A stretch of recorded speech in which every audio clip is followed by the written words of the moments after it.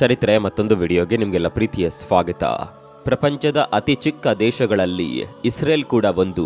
ಈ ದೇಶ ಎಷ್ಟು ಸಣ್ಣದಾಗಿದೆ ಅನ್ನೋದನ್ನ ಅಂದಾಜಿಸೋದಾದ್ರೆ ನಮ್ಮ ಭಾರತ ದೇಶದಲ್ಲಿರುವ ರಾಜಸ್ಥಾನದ ಅರ್ಧ ಭಾಗವಾಗಿದೆ.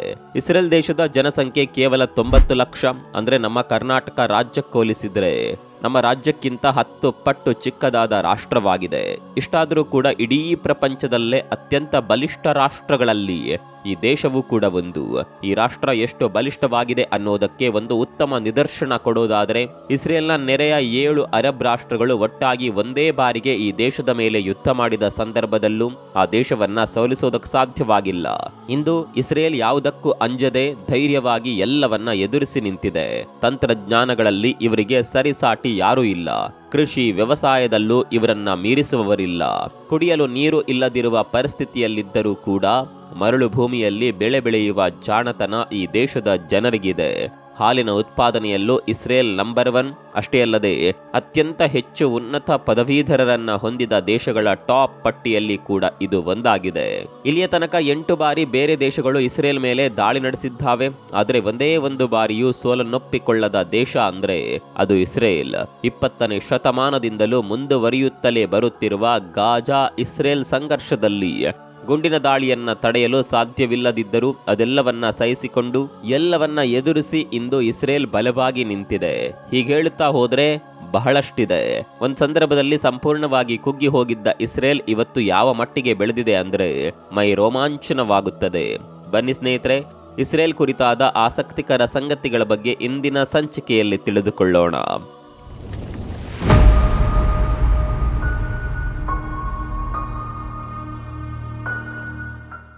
ಸ್ನೇಹಿತರೆ, ಇಸ್ರೇಲ್ನ ಇತಿಹಾಸವನ್ನ ನೋಡೋದಾದ್ರೆ 1948ರಲ್ಲಿ ಇಸ್ರೇಲ್ ಸ್ವಾತಂತ್ರ್ಯ ಹೊಂದಿತ್ತು. ಅಂದ್ರೆ ನಮ್ಮ ಭಾರತ ದೇಶಕ್ಕೆ ಸ್ವಾತಂತ್ರ್ಯ ಸಿಕ್ಕ 1 ವರ್ಷದ ಬಳಿಕ ಇಸ್ರೇಲ್ ಸ್ವತಂತ್ರವಾಯಿತು.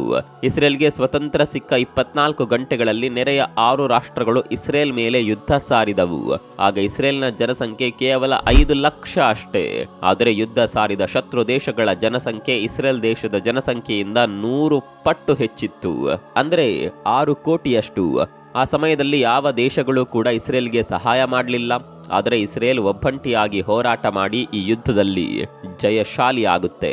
ಅರಬ್ ದೇಶಗಳು ಇಸ್ರೇಲ್ನ ಈ ಧೈರ್ಯವನ್ನ ನೋಡಿ ಹೆದರಿ ಓಡಿ ಹೋಗುತ್ತವೆ. ಅನಂತರ ಕೂಡ ಇಸ್ರೇಲ್ನ ಮೇಲೆ 8 ಬಾರಿ ದಾಳಿ ನಡೆಯುತ್ತೆ. ಯುದ್ಧದಲ್ಲಿ ಪ್ರತಿ ಬಾರಿಯೂ ಇಸ್ರೇಲ್ ಗೆಲುವನ್ನ ಸಾಧಿಸುತ್ತೆ. ಇಂದಿನವರೆಗೂ ಈ ದೇಶ 1 ಬಾರಿಯೂ ಕೂಡ ಸೋಲನ್ನ ಕಾಣಲೇ ಇಲ್ಲ.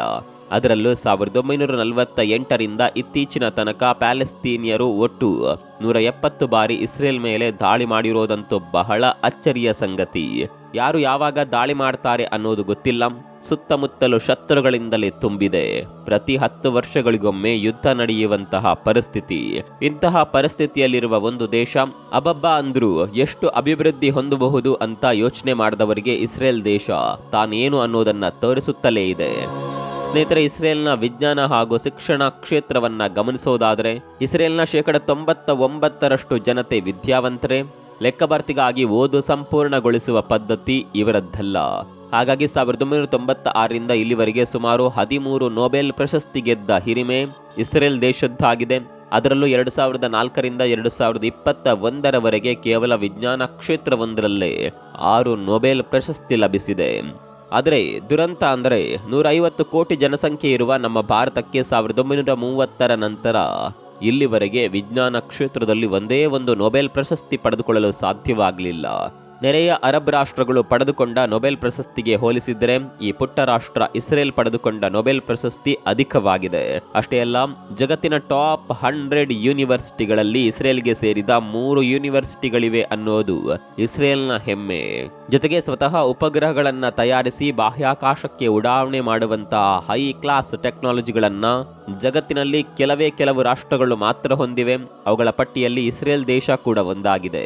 1988ರಿಂದ ಇಲ್ಲಿವರೆಗೆ ಇಸ್ರೇಲ್ 13 ಉಪಗ್ರಹಗಳನ್ನು ಉಡಾವಣೆ ಮಾಡಿದೆ.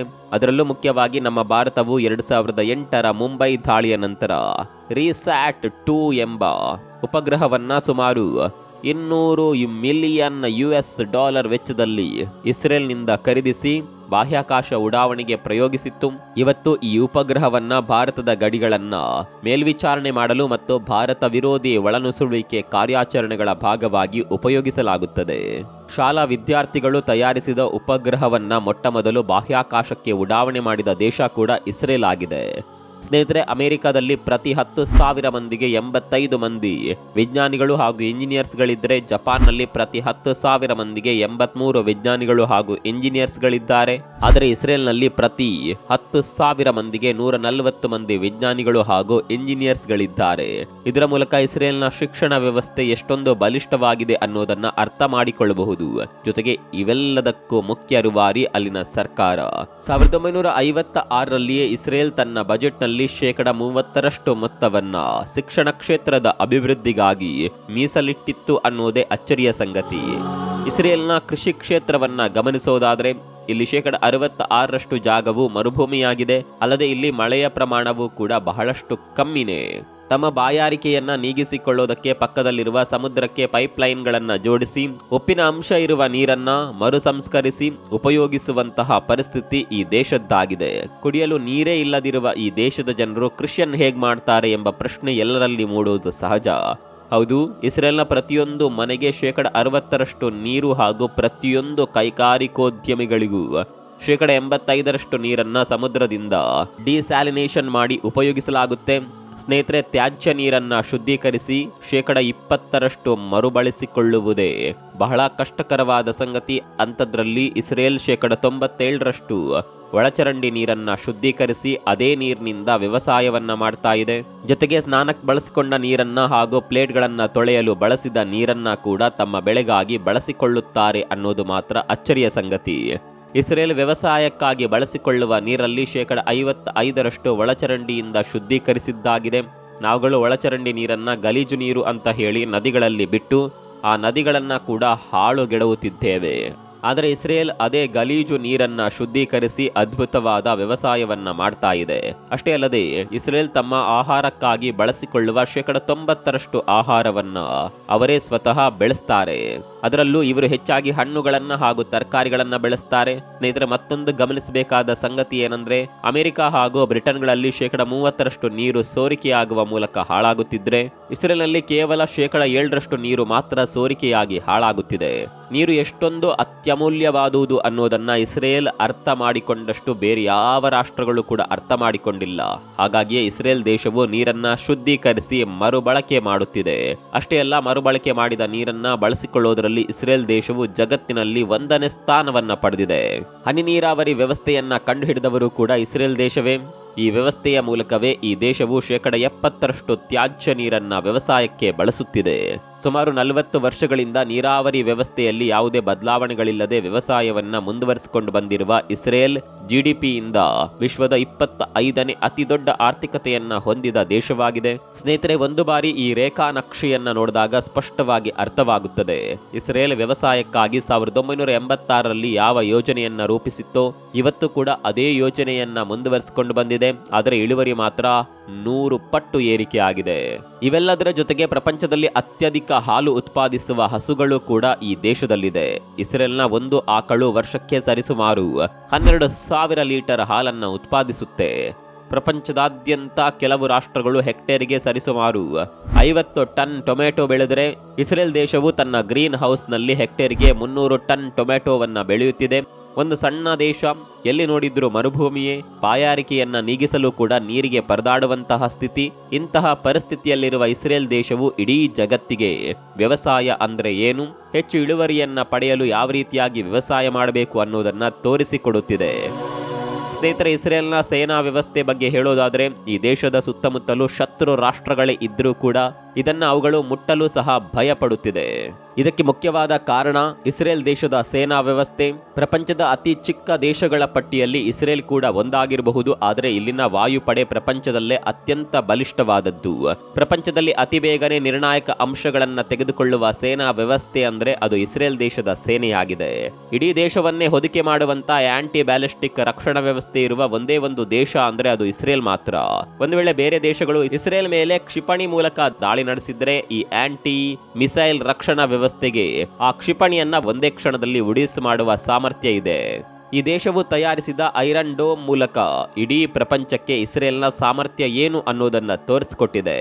ಇಸ್ರೇಲ್ ತನ್ನ ದೇಶಕ್ಕೆ ಬೇಕಾದ ಶಸ್ತ್ರಾಸ್ತ್ರಗಳನ್ನು ತಯಾರಿಸಿದ್ದಕ್ಕಿಂತಲೂ ಹೆಚ್ಚಾಗಿ ಬೇರೆ ದೇಶಕ್ಕೆ ತಯಾರಿಸಿಕೊಟ್ಟ ಶಸ್ತ್ರಾಸ್ತ್ರಗಳೇ ಹೆಚ್ಚು. ಕೇವಲ 2020ರಲ್ಲಿಯೇ ಇಸ್ರೇಲ್ 60,000 ಕೋಟಿ ರೂಪಾಯಿ ವೆಚ್ಚದ ಶಸ್ತ್ರಾಸ್ತ್ರಗಳನ್ನು ಬೇರೆ ದೇಶಗಳಿಗೆ ರಫ್ತು ಮಾಡಿದೆ. ಪ್ರಸ್ತುತ ಇಸ್ರೇಲ್ ಸುಮಾರು 16 ದೇಶಗಳಿಗೆ ಶಸ್ತ್ರಾಸ್ತ್ರಗಳನ್ನು ರಫ್ತು ಮಾಡ್ತಾ ಇದೆ. ಇಸ್ರೇಲ್ನಿಂದ ಶಸ್ತ್ರಾಸ್ತ್ರಗಳನ್ನು ಖರೀದಿಸುವ ಪಟ್ಟಿಯಲ್ಲಿ ಭಾರತ ದೇಶವು ಒಂದಾಗಿದೆ. ನಮ್ಮ ದೇಶದಲ್ಲಿರುವ ಶಸ್ತ್ರಾಸ್ತ್ರಗಳಲ್ಲಿ ಸುಮಾರು 30% ಶಸ್ತ್ರಾಸ್ತ್ರಗಳೆಲ್ಲವೂ ಇಸ್ರೇಲ್ನಿಂದ ಆಮದು ಮಾಡಿಕೊಂಡಿದ್ದಾಗಿದೆ. ಅಷ್ಟೇ ಅಲ್ಲ, ಇಸ್ರೇಲ್ ಅಮೆರಿಕದಂತಹ ಬಲಿಷ್ಠ ರಾಷ್ಟ್ರಗಳಿಗೂ ಕೂಡ ತನ್ನ ದೇಶದ ಶಸ್ತ್ರಾಸ್ತ್ರಗಳನ್ನು ರಫ್ತು ಮಾಡಿದ ನಿದರ್ಶನಗಳಿದೆ. ಈ ದೇಶವು ಕೇವಲ ಶಸ್ತ್ರಾಸ್ತ್ರಗಳಿಗೆ ಮಾತ್ರ ಸೀಮಿತವಾಗಿರದೆ ಡ್ರೋನ್ಗಳನ್ನ ತಯಾರಿಸುವಲ್ಲಿಯೂ ಉಳಿದ ದೇಶಕ್ಕಿಂತ ಒಂದು ಹೆಜ್ಜೆ ಮುಂದಿದೆ. 1985ರಿಂದ 2014ರವರೆಗೆ ಪ್ರತಿಯೊಂದು ದೇಶದ ಮಾರುಕಟ್ಟೆಗೆ ಬಂದ ಡ್ರೋನ್ಗಳಲ್ಲಿ 60% ಡ್ರೋನ್ಗಳನ್ನು ಇಸ್ರೇಲ್ ತಯಾರಿಸಿದ್ದಾಗಿದೆ. ಈ ದೇಶದಲ್ಲಿ 90 ಲಕ್ಷ ಜನ ಇದ್ದರೂ ಇದರಲ್ಲಿ 35 ಲಕ್ಷ ಮಂದಿ ಸೇನೆಯಲ್ಲಿ ಕಾರ್ಯನಿರ್ವಹಿಸುತ್ತಿದ್ದಾರೆ. ಮುಖ್ಯವಾಗಿ ಈ ದೇಶದಲ್ಲಿ ಸ್ತ್ರೀಯರಾಗ್ಲಿ ಪುರುಷರಾಗ್ಲಿ 18 ವರ್ಷ ದಾಟಿದ ಕೂಡಲೇ ತಪ್ಪದೇ ಸೇನೆಯಲ್ಲಿ ಕರ್ತವ್ಯ ನಿರ್ವಹಿಸಲೇಬೇಕು. ಯಾವುದೇ ಸಿನಿಮಾ ಹೀರೋನ ಮಗನಾಗಿದ್ರೂ ಸರಿ, ಕೋಟ್ಯಾಧೀಶ್ವರನ ಮಗನಾಗಿದ್ರೂ ಸರಿ, ಅಷ್ಟೇ ಯಾಕೆ ಪ್ರಧಾನಮಂತ್ರಿಯ ಮಗನಾಗಿದ್ರೂ ಸರಿ, ಆರ್ಮಿಯಲ್ಲಿ ಸೇವೆ ಸಲ್ಲಿಸಲೇಬೇಕು ಎಂಬ ನಿಯಮ ಈ ದೇಶದ್ದಾಗಿದೆ. ಹಾಗಾಗಿಯೇ ಈ ದೇಶದಲ್ಲಿ ಪ್ರಧಾನಮಂತ್ರಿಯೂ ಕೂಡ ಒಂದು ಕಾಲದಲ್ಲಿ ಸೈನಿಕರಾಗಿದ್ದರು. ಇಸ್ರೇಲ್ ದೇಶದ ಈ ನಿಯಮದಿಂದ ಈ ದೇಶದ ಪ್ರತಿಯೊಬ್ಬರಿಗೂ 18 ವರ್ಷ ವಯಸ್ಸಿನಲ್ಲೇ ಒಂದು ಸಮಸ್ಯೆಯನ್ನ ಯಾವ ರೀತಿಯಾಗಿ ಬಗೆಹರಿಸಬಹುದು, ದೇಶ ಅಂದ್ರೆ ಏನು ಅನ್ನುವ ತಿಳುವಳಿಕೆ ಮೂಡುತ್ತದೆ. ಅಷ್ಟು ಮಾತ್ರವಲ್ಲ, ಇಸ್ರೇಲ್ನ ಪ್ರತಿಯೊಬ್ಬರಿಗೂ ಕೂಡ ಗನ್ನನ್ನ ಯಾವ ರೀತಿ ಬಳಸಬೇಕು ಅನ್ನೋದು ಕೂಡ ತಿಳಿದಿದೆ. ದೇಶದ ಪರಿಸ್ಥಿತಿ ಹದಗೆಟ್ರೆ ಅಲ್ಲಿನ ಪ್ರತಿಯೊಬ್ಬ ಪ್ರಜೆಯೂ ಕೂಡ ಸೈನಿಕನಾಗ್ತಾನೆ. ಸ್ನೇಹಿತರೆ, ಇಸ್ರೇಲ್ ಅನ್ನ ಸ್ಟಾರ್ಟ್ಅಪ್ಗಳ ಸ್ವರ್ಗ ಅಂತಾನೆ ಹೇಳ್ತಾರೆ. ಸುತ್ತಮುತ್ತ ಶತ್ರು ರಾಷ್ಟ್ರಗಳನ್ನು ಹೊಂದಿರುವ ಈ ಚಿಕ್ಕ ರಾಷ್ಟ್ರದಿಂದ ಪ್ರಾರಂಭವಾದ ಸ್ಟಾರ್ಟ್ಅಪ್ಗಳು ಇಡೀ ಪ್ರಪಂಚವನ್ನೇ ಆವರಿಸಿಕೊಂಡಿದೆ. ಜಗತ್ತಿನ ಮೊಟ್ಟಮೊದಲ ಮೊಬೈಲ್ ಮೋಟರೋಲಾ ತಯಾರಾಗಿದ್ದೇ ಇದೇ ಇಸ್ರೇಲ್ನಲ್ಲಿ. ವಾಯ್ಸ್ ಮೇಲ್ ಟೆಕ್ನಾಲಜಿಗಳನ್ನು ಅಭಿವೃದ್ಧಿಪಡಿಸಿದ್ದು ಕೂಡ ಇಸ್ರೇಲ್. ಮೊಟ್ಟಮೊದಲ ಬಾರಿಗೆ ಕಂಪ್ಯೂಟರ್ ವೈರಸ್ಗಳನ್ನು ತಯಾರಿಸಿದ್ದು ಕೂಡ ಇಸ್ರೇಲ್. ಇವರು ತಯಾರಿಸಿದ ಮೊಬೈಲ್ ಐ ಎಂಬ ಕಂಪನಿಯನ್ನ 2017ರಲ್ಲಿ ಇಂಟೆಲ್ ಹಾಗೂ ವೇಸ್ ಎಂಬ ಮ್ಯಾಪ್ಸ್ ಆಪ್ಗಳನ್ನು ಗೂಗಲ್ 2013ರಲ್ಲಿ ಸ್ವಾಧೀನಪಡಿಸಿಕೊಂಡಿತ್ತು. ಅಷ್ಟೇ ಅಲ್ಲ, ವಿಕ್ಸ್, ಸೋಡಾ ಸ್ಟ್ರೀಮ್, ಫೀವರ್ ಎಂಬ ಸ್ಟಾರ್ಟ್ಅಪ್ ಕಂಪನಿಗಳು ಹುಟ್ಟುಕೊಂಡಿದ್ದೆ ಇಸ್ರೇಲ್ನಲ್ಲಿ. ಇದರ ನಡುವೆ IBM, ಮೈಕ್ರೋಸಾಫ್ಟ್, ಗೂಗಲ್, ಆಪಲ್ ಮುಂತಾದ ಟಾಪ್ ಕಂಪನಿಗಳು ತಮ್ಮ R&D ಸೆಂಟರ್ಸ್ ಅನ್ನ ಇಸ್ರೇಲ್ನಲ್ಲಿ ಪ್ರಾರಂಭಿಸುತ್ತವೆ. ಗ್ಲೋಬಲ್ ಸ್ಟಾರ್ಟ್ಅಪ್ ಇಕೋಸಿಸ್ಟಮ್ ಇಂಡೆಕ್ಸ್ನಲ್ಲಿ ಅಮೆರಿಕ ಹಾಗೂ ಬ್ರಿಟನ್ ನಂತರ ಇಸ್ರೇಲ್ 3ನೇ ಸ್ಥಾನದಲ್ಲಿದೆ. ಸ್ನೇಹಿತರೆ, ಇಸ್ರೇಲ್ ಇಷ್ಟೊಂದು ಸ್ಟ್ರಾಂಗ್ ಇರಲು ಮತ್ತೊಂದು ಕಾರಣ ಮೊಸಾದ್. ಹೌದು, ಮೊಸಾದ್ ಇಸ್ರೇಲ್ ರಾಷ್ಟ್ರೀಯ ಗುಪ್ತಚರ ಸಂಸ್ಥೆಯಾಗಿದೆ. ಪ್ರಪಂಚದ ಟಾಪ್ 5 ಗೂಢಾಚಾರ ಸಂಸ್ಥೆಗಳಲ್ಲಿ ಈ ಮೊಸಾದ್ ಕೂಡ ಒಂದಾಗಿದೆ. 1945ರಲ್ಲಿ ಸಾವಿರಾರು ಯಹೂದಿಗಳ ಸಾವಿಗೆ ಕಾರಣವಾದ ಅಡಾಲ್ಫ್ ಇಚ್ಮನ್ ಎಂಬ ವ್ಯಕ್ತಿ ಅರ್ಜೆಂಟೀನಾದಲ್ಲಿ ಅಡಗಿಕೊಂಡಿದ್ದಾಗ ಮೊಸಾದ್ ಸಂಸ್ಥೆಯು ಆತನನ್ನ ಪತ್ತೆ ಹಚ್ಚಿ ಇಸ್ರೇಲ್ನ ಸುಪ್ರೀಂ ಕೋರ್ಟ್ನ ಮುಂದೆ ಆತನನ್ನ ವಿಚಾರಣೆಗೆ ಒಳಪಡಿಸಿತ್ತು. ಆನಂತರ ಆತನ ಅಪರಾಧವು ಸಾಬೀತಾಗಿ ಅವನನ್ನ ಗಲ್ಲಿಗೇರಿಸಲಾಯಿತು. 1972ರಲ್ಲಿ 11 ಮಂದಿ ಇಸ್ರೇಲ್ ಕ್ರೀಡಾಪಟುಗಳನ್ನ ಪ್ಯಾಲೆಸ್ತೇನ್ ಉಗ್ರರು ಕ್ರೂರವಾಗಿ ಕೊಂದಾಗ ಇದಕ್ಕೆ ಕಾರಣವಾದ ಪ್ರತಿಯೊಬ್ಬರನ್ನ ಹುಡುಕಿ ಕೊಂದಿದ್ದು ಇದೇ ಮೊಸಾದ್. 1976ರಲ್ಲಿ 248 ಇಸ್ರೇಲ್ ಪ್ರಯಾಣಿಕರಿರುವ ವಿಮಾನವನ್ನ ಉಗ್ರರು ಹೈಜಾಕ್ ಮಾಡಿದಾಗ ಕೇವಲ 90 ನಿಮಿಷಗಳಲ್ಲಿಯೇ ಇಸ್ರೇಲ್ ಸೇನೆ ಅವರನ್ನ ರಕ್ಷಿಸೋದಕ್ಕೆ ಮುಖ್ಯವಾದ ಕಾರಣ ಇದೇ ಮೊಸಾದ್. ಇತ್ತೀಚೆಗೆ ಇರಾನ್ಗೆ ಸೇರಿದ ನ್ಯೂಕ್ಲಿಯರ್ ಸೈಂಟಿಸ್ಟ್ ಒಬ್ಬ ಹಾಗೂ ಆತನ ಪತ್ನಿಯನ್ನ ಕೇವಲ 3 ನಿಮಿಷದಲ್ಲಿ ರಿಮೋಟ್ ಕಂಟ್ರೋಲ್ನ ಗನ್ ಬಳಸಿ ಕೊಂದಿದ್ದು ಕೂಡ ಇದೇ ಮೊಸಾದ್. ಹೀಗೆ ಒಂದಲ್ಲ ಎರಡಲ್ಲ ಇಸ್ರೇಲ್ ದೇಶಕ್ಕೆ ಸಮಸ್ಯೆ ಎದುರಾದಾಗಲಿಲ್ಲ ಅದನ್ನ ಬಗೆಹರಿಸಲು ಮೊಸಾದ್ ತಯಾರಾಗುತ್ತೆ. ಎಲ್ಲ ಕಾರಣಗಳಿಂದಲೇ ಮೊಸಾದ್ ಇಡೀ ಪ್ರಪಂಚದ ಗೂಢಾಚಾರ ಸಂಸ್ಥೆಗಳಲ್ಲಿ 5ನೇ ಸ್ಥಾನದಲ್ಲಿದೆ. ಸ್ನೇಹಿತರೆ, ಈ ಪ್ರಪಂಚದಲ್ಲಿ ಲೆಕ್ಕವಿಲ್ಲದಷ್ಟು 1000 ಕೋಟಿ ಸೈಬರ್ ಭದ್ರತಾ ಸಂಸ್ಥೆಗಳಿದೆ. ಅದರಲ್ಲಿ ಸುಮಾರು 500 ಸೈಬರ್ ಸೆಕ್ಯುರಿಟಿ ಸಂಸ್ಥೆಗಳು ಇಸ್ರೇಲ್ ಎಂಬ ಪುಟ್ಟ ರಾಷ್ಟ್ರದಲ್ಲಿದೆ. ಇಸ್ರೇಲ್ ಪ್ರತಿ ವರ್ಷ 70,000 ಕೋಟಿ ಸೈಬರ್ ಸೆಕ್ಯುರಿಟಿ ಸೊಲ್ಯೂಷನ್ ಅನ್ನ ಬೇರೆ ದೇಶಗಳಿಗೆ ತಿಳಿಸುತ್ತದೆ. ಪ್ರಪಂಚವು ಸೈಬರ್ ಸೆಕ್ಯುರಿಟಿಗಾಗಿ ಭರಿಸುವ ಪ್ರತಿ ₹1 ವೆಚ್ಚದಲ್ಲಿ 40 ರೂಪಾಯಿಯು ಇಸ್ರೇಲ್ ಕಂಪನಿಗಳಿಗೆ ಬರುತ್ತದೆ. ಇಸ್ರೇಲ್ ಸೈಬರ್ ಪ್ರಪಂಚದಲ್ಲಿ ರಾಜನಂತೆ ಮೆರೆಯಲು ಮುಖ್ಯ ಕಾರಣ ಇಲ್ಲಿ ಹೈಸ್ಕೂಲ್ ವಿದ್ಯಾಭ್ಯಾಸದ ಹಂತದಲ್ಲೇ ಸೈಬರ್ ಸೆಕ್ಯುರಿಟಿಯನ್ನ ಐಚ್ಛಿಕ ವಿಷಯವನ್ನಾಗಿ ಓದಿಸಲಾಗುತ್ತದೆ. ಈ ದೇಶದಲ್ಲಿರುವ ಹಲವು ವಿಶ್ವವಿದ್ಯಾನಿಲಯಗಳು ಪದವಿ ಪೂರ್ವ ಕಾಲೇಜಿನ ಹಂತದಲ್ಲಿಯೇ ಇಂಟರ್ನೆಟ್ ಸೈಬರ್ ಸೆಕ್ಯುರಿಟಿ ಕೋರ್ಸ್ಗಳತ್ತ ಹೆಚ್ಚಿನ ಒತ್ತು ನೀಡುತ್ತವೆ. ಇಡೀ ಪ್ರಪಂಚದಲ್ಲಿ ಸೈಬರ್ ಸೆಕ್ಯುರಿಟಿಯಲ್ಲಿ PhD ಪದವಿ ನೀಡಿದ ಮೊಟ್ಟ ಮೊದಲ ದೇಶ ಇಸ್ರೇಲ್. ಸ್ನೇಹಿತರೆ, ಅಭಿವೃದ್ಧಿ ಹೊಂದುತ್ತಿರುವ ಹಾಗೆ ಅಭಿವೃದ್ಧಿ ಹೊಂದಿರುವ ದೇಶಗಳು ಕೂಡ ಟೆಕ್ನಾಲಜಿಯನ್ನ ಯಾವೆಲ್ಲ ರೀತಿಯಲ್ಲಿ ಬಳಸ್ಕೊಳ್ಬಹುದು ಅನ್ನೋದನ್ನ ಇಸ್ರೇಲ್ ದೇಶವನ್ನ ನೋಡಿ ಕಲಿಯುತ್ತಿದೆ. ಈ ದೇಶ ಎಂಥದ್ದೇ ಸಂದರ್ಭದಲ್ಲಿ ಕೂಡ ಸೋಲನ್ನ ಒಪ್ಕೊಳ್ಳೋದಿಲ್ಲ. ಅಂದು ಇಂದು ಮುಂದೆಂದೂ ಕೂಡ ಈ ದೇಶ ಸದೃಢವಾಗಿ ನಿಂತು ಇಡೀ ಪ್ರಪಂಚಕ್ಕೆ ಮಾದರಿಯಾಗಲಿದೆ. ಆದರೆ ಇದೆಲ್ಲದರ ಮಧ್ಯೆ ದುರಾದೃಷ್ಟ ಏನಂದ್ರೆ ಇವತ್ತಿಗೂ ಕೂಡ ಸುಮಾರು 24 ದೇಶಗಳು ಇಸ್ರೇಲ್ ಅನ್ನ ಒಂದು ದೇಶ ಅಂತಾನೆ ಒಪ್ಕೊಳ್ತಿಲ್ಲ. ಜೊತೆಗೆ ಇಸ್ರೇಲ್ ಯಹೂದಿಗಳ ರಾಷ್ಟ್ರ, ಅಲ್ಲಿಗೆ ಹೋದ್ರೆ ನಮ್ಮ ದೇಶದ ಇಸ್ಲಾಂ ಜನಾಂಗದ ವೋಟ್ ಕಡಿಮೆಯಾಗುವುದು ಎಂಬ ಭ್ರಮೆಯಿಂದ ನಮ್ಮ ಭಾರತ ದೇಶದ ಯಾವ ಪ್ರಧಾನಿಗಳು ಕೂಡ ಸುಮಾರು 70 ವರ್ಷಗಳ ಕಾಲ ಇಸ್ರೇಲ್ ನೆಲಕ್ಕೆ ಕಾಲನ್ನ ಕೂಡ ಇಟ್ಟಿರಲಿಲ್ಲ. ಆದರೆ ಇತ್ತೀಚೆಗೆ ಇಸ್ರೇಲ್ ದೇಶವನ್ನ ಪರ್ಯಟಿಸಿದ ಮೊಟ್ಟ ಮೊದಲ ಭಾರತದ ಪ್ರಧಾನಿ ನರೇಂದ್ರ ಮೋದಿ ಆಗಿದ್ದಾರೆ.